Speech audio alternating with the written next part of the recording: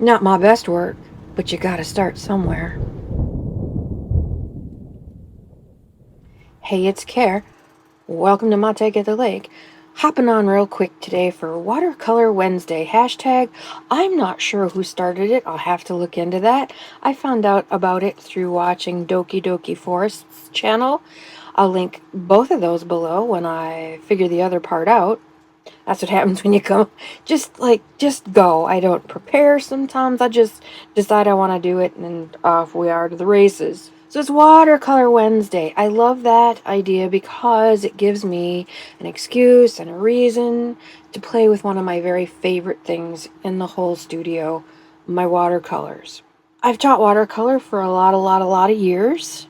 Tips and techniques and tricks and salt and masking fluid and color mixing and all kinds of different classes in watercolor. And no matter what the class or who the students, I have a few things that I always share. And this is one of them. A little bit of backstory. My mom's always been creative and artist all through school and high school. When she got out of high school, she went right into art school. But of course, it was the 60s, and women either had to go to school and become a teacher, a nurse, get married, and have children. There weren't a lot of options even that far into the game. And of course, an artist, you can't make money being an artist, so she went for a degree in social work, which there's no money in social work either, for the record. Anyway, so when I was born to an artist mother and a photographer father. Art and design has always been part of my existence. I learned 1, 2, 3, ABC, red, yellow, blue, and the rule of thirds. Probably in that order. Anyway, there are some things that always hold true, and one of the things when I taught, people would say, "Oh, I can never paint like you. I paint like a second grader." Or I taught some sketching classes too, not much. I'd rather paint than sketch or draw, so I only sketch enough to start painting. I always ask them, "Well, when was the last time you did it? When was the last time you drew? When was the last time you did watercolor painting?" And they often was the answer, "Well, not since I took art in grade school." Well, how do you expect that you're going to be any good at it if you've not done it in 40 years or whatever? If you're new to watercolor, or if you're just starting to explore it, or if you tried it and really thought, "Oh, it's not for me, I don't like it," this video is for you. It takes time and practice. The only difference between me and my students in watercolor, or any other subject for that matter, is my time and attention to it. I've practiced and done it a lot more than they have. That's the only difference, time and practice. Which most people don't want to hear. They want to just be good at it, and I get that. I'm that same way too. In fact, this is a direct result of my impatience. I too took all the art classes I could in, of course, there was art still in grade school when I was in grade school. I took a lot of summer classes. My mom had me enrolled in art and creativity classes when I was in summers between school years. And all through high school, I studied art. But when I was a high school student, I had a very narrow idea of what art should be. If it didn't look like a photograph, hyper photorealism, it wasn't art, which is ridiculous. I was young. Don't judge. And then I met a lady, and I do believe I shared this story before on a craft with me one time. I'll do a brief reiteration here for those who didn't hear that particular story. I was managing a video store, and this lady came in. It was the late 1980s, so skin-tight Guess jeans were the thing.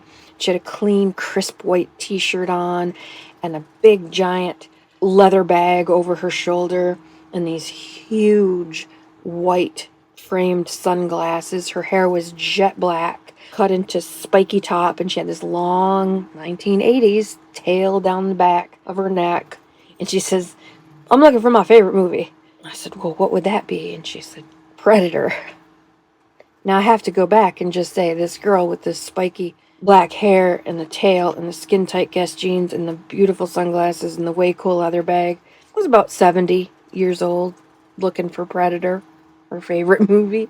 Anyway, I just was enamored with her immediately, and we struck up a conversation. And while I was ringing out her video, we started talking about art, and she's an artist, and she reaches in down into this monster big bag and she pulls out a stack of photographs, way back in the day when we actually printed them and carried them around with us everywhere. Photographs. And she put them on the counter for me, and the first few that I looked at were hyper photorealistic things of her cats sleeping in the sun and on quilts on the couch. And as I went through, then there were more loose watercolory cats, and then there were some complete abstracts, and then there were pictures of her three-dimensional collage, and just every single one, I was in awe of this lady. Well, it turns out we ended up being really good friends. She became a mentor of mine. I went to her house often after that, and at that time, I'd been out of high school probably 5 or 6 years. And after high school, because of my narrow focus, and because I learned to paint before I could draw, I could not do hyperphotorealism, and thereby decided I was not an artist. Period. And so I put all my stuff in the attic, and I swore off painting. I was never going to do it. I suck at it. And I quit. I didn't get rid of this stuff. I just put it far, far away from me, so I wouldn't be reminded of what a failure I was as an artist. Well, then this lady came along. Her name's Barb. And Barbara showed me all those pictures, and then literally that day, after work, I got out of work, I went home, I went up in the attic, and I pulled out whatever I could grab first. This canvas, some kind of paint, I have no idea what kind of paint, and a brush. And we had just gotten married, and my new dishes that I'd gotten for a wedding gift were Corel Shadow Iris. I loved that dish pattern. And I took one of my dishes out, and I quick sketched it, and then I went to painting. Not the best supplies. I think it's watercolor on an oil canvas, some crappy brush, not the greatest drawing skills at all. The reason I'm bringing this to you is, number one, I want you to always date your work. Put at least the month and the year of the date that you did your work. Because after working with Barb and devouring all the watercolor books I could get my hands on and practicing every day and getting better supplies, this is about 3 years later. This is a one sitting. I just sat down to do it. Here's a close-up. Like I said, it's just a cheap Frederick's canvas from probably Ben Franklin. I really don't know what kind of paint it is. I'm thinking acrylic. It could be watercolor. No idea. I probably should have filled this in because I'd know, but I did not. But I did put this date on there. And then, again, this is layer upon layer upon layer upon layer. Gotta let it dry, gotta give it some time, gotta sketch it in fairly well. This is 300-pound cold press watercolor. Anyway, layer upon layer upon layer, and then some cheating, putting in white highlights, and that shadow on camera is reading black. It is not black. It's a very, very dark green. One of my favorite things about watercolor is that you can do anything from absolute abstract. Do I have something handy? I do. Just absolute abstracty fun backgrounds. This is a study in the seasons. I got fall and winter screwed up, but winter, fall, summer, and spring. This is just color studies. This is an abstract of a landscape. I was just throwing in a background, probably with the idea of making these into woods and this into water and these into rocks. And photorealism. It's not quite photorealism because it doesn't have a background. You'd never ever see a realistic iris just floating, but it's close. It's realism. Not photorealism necessarily, but realism. And everything in between. You can do real loose interpretation of iris. You can do just anything with watercolor. It's my favorite medium by far, over and above all the other mediums. I like to use ink on my watercolors as well. Pen and ink and watercolor are my two favorites. Before I switched to writing, I was headed for a Master's of Fine Arts in painting. And so when you take an art degree, you have to work in, at least when I went through school, you had to have a broad spectrum. So I've painted in acrylic, I have painted in oil, I have painted in egg tempera, and all different kinds of mediums. And I always go back to watercolor. It's by far my favorite. A lot of people will say, oh, I don't like watercolor, it's too hard to control. It is not. It's not. You can control it. It's just a matter of learning how. If you've not done any painting and you're just starting out, watercolor is going to be easy for you. It's difficult for people who are used to working in oil and acrylic because you work dark to light in those, and in watercolor you work light to dark. It's the complete opposite. And it can be unwieldy if you don't know your tools and your paints and whatnot. That's why you practice, and that's why you play, and you watch videos, and you take classes and workshops and all kinds of things. And then there's no stopping you. Here's back to why I'm here. Number one, put a date on your stuff. On the back, date and medium if you're going to work in different mediums, so that you can keep track of your progress, because you don't remember. It doesn't feel like you're making any progress. I remember being very frustrated doing this because it was taking forever. Watercolor's not necessarily for the impatient. My advice to impatient people who want to learn watercolor is have several things to work on all at once, so that while the layers here are drying. And I'm a huge anti hit it with a dryer person. Something like this, it wouldn't be too bad, but this would be nothing if I hit it with a dryer in order to dry it. If I hit it with a heat gun or a blow dryer, it would stop all this magic. So I don't do that. But have several things going at once. So while the layers of this are drying, you can put another glaze on this. And while this is drying, well, then you can do some color play in your sketchbook.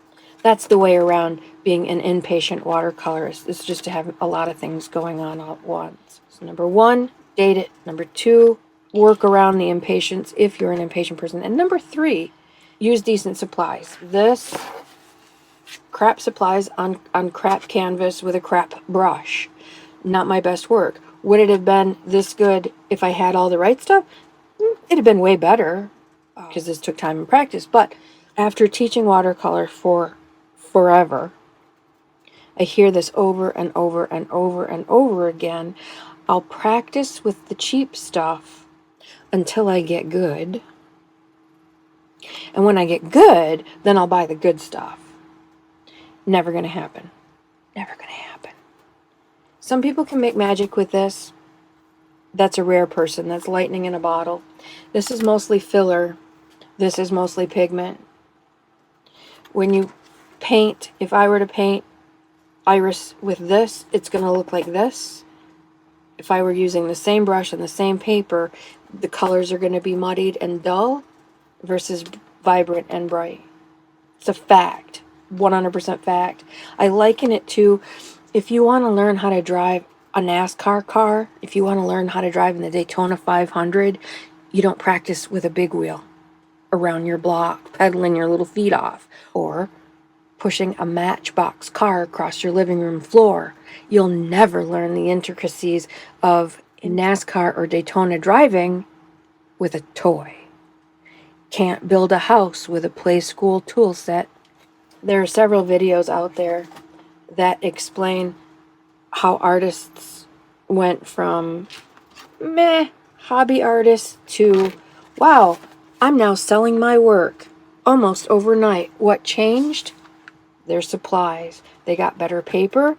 FYI, watercolor paper is made out of cotton. Good watercolor paper is made out of cotton, specifically for watercolor. Arches is the industry standard, 100% cotton. student grade for children's stuff. It's acid free, but it's paper. It's made of wood pulp, better suited to graphite and pencil work and colored pencil work and whatnot. It has a little bit of a tooth to it. I don't know if you can see it there. To feel like watercolor paper.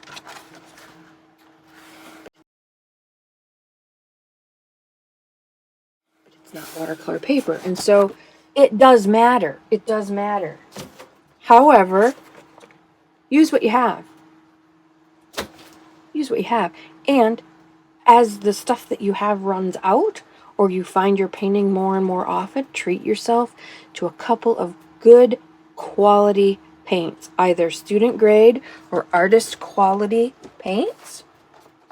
Right now I'm using primarily Holbein. As long as I can remember, I've used Winsor & Newton, which is also kind of the industry standard. Holbein is a fine brand as well. I got a screaming good deal on it.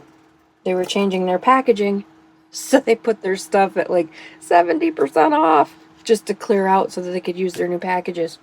I'm in. I bought all kinds of paint. I think I have a lifetime supply of Holbein paint. But now I have to get to know these colors all over again because they're all new to me. The names are new. The ultramarine in Winsor Newton is not the same as the ultramarine in Holbein. They are very different, which I look forward to. I love to learn about my stuff, and that makes me feel like I'm being creative in painting without actually painting if I don't have the brain cells to do so. Watercolor Wednesday. This was supposed to be just quick, but look at me go. I'm so fired up about Watercolor Wednesday. I will be back probably, hopefully, every Wednesday with tips and tricks and techniques and maybe some tutorials. I don't know how it's all going to play out. Seems to me I've been trying to film some tutorial videos for you, and it's just not my bailiwick. You know, I just, well, suck at it, but I'll keep trying and maybe it'll work out for us. Have fun with whatever watercolors you have. Play with them. Get yourself a good book. Maybe that'll be next Watercolor Wednesday. I'll pull out my very favorite watercolor books and do a show and tell about that.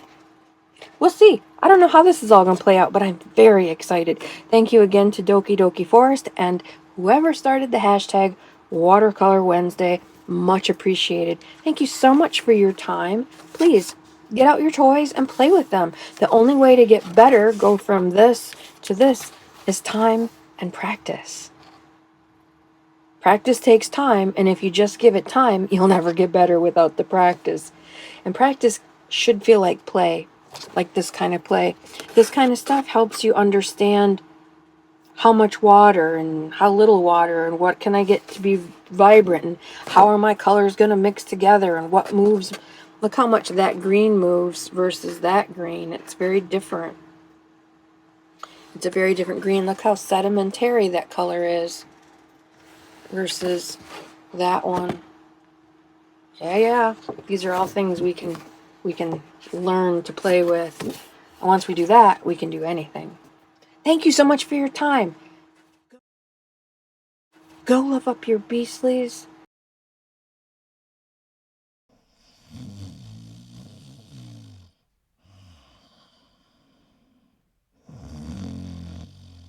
And have a lovely, lovely crafty day. My take at the lake. Out for now.